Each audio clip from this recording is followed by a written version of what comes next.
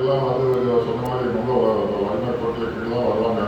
ஊருக்கு போகிறதுலாம் காசு இல்லாமல் வந்து நிற்பாங்க வீட்டில். எந்த மேஜராக இருந்தாலும் எந்த மேஜர் படிக்கலாம்னாலும் வீட்டில் வந்து நிற்பான். எவ்வளோ வேணும் அப்படின்னு கொடுத்தாங்க. நான் ஒன்றும் நோட் பண்ணிக்கலாம் எழுதிப்போனேன், எழுதிக்கலாம் மாட்டேன்.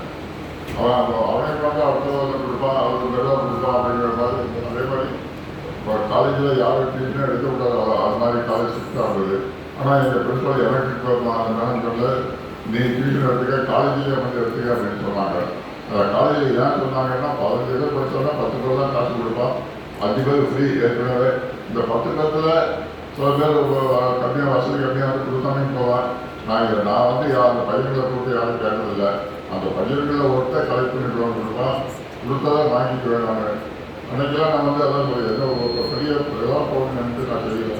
நம்ம ஒரு முடிஞ்ச வரைக்கும் உதவி செய்வோம். அது எவ்வளோ பேருக்கு என்ன அது சொல்லும்போது சும்மா படிக்க வரல. நான் சொல்லுவேன், பாஸ் பண்ணுறதுன்னு நினச்சதுன்னா உள்ளவா, இல்லைன்னா வராத. இந்த காசு கொடுத்தீங்கன்னா தேவைப்படுறதா, ஆனால் அதே மாதிரி பாஸ் பண்ணுங்கிற ஒரு உறுதியை கொடு அப்படின்னு சொல்லுவேன். அதை சொல்லி தான் கேட்டு நான் செஞ்சுருந்தேன். அது இந்த அளவுக்கு பெருமையாக வந்து நீங்கள் பேசும்போது இருக்கிறபோது நமக்கு சந்தோஷம். இந்த அதோட இந்த மாதிரி ஒவ்வொரு விழாவையும் முடிஞ்சதுன்னா எல்லோரும் வந்து நல்லா இருக்கிறது. ஒரு குடும்பத்தை சந்தோஷமாக பார்த்துக்கிட்டேன், பிரச்சனை இல்லாமல் பார்த்து குடும்பத்தில் நல்லா சந்தோஷமாக வந்து நல்லபடியாக வருங்கிற ஆண்டோட வேண்டி என்னுடைய ஆசீர்வாதம் ஆண்டோடைய ஆசீர்வாதம் உங்களுக்கு இங்கே எப்பவுமே நீங்கள் நல்லா எல்லாமே நல்லா வழியாக இருக்கணும்னு சொல்லிக்கிட்டு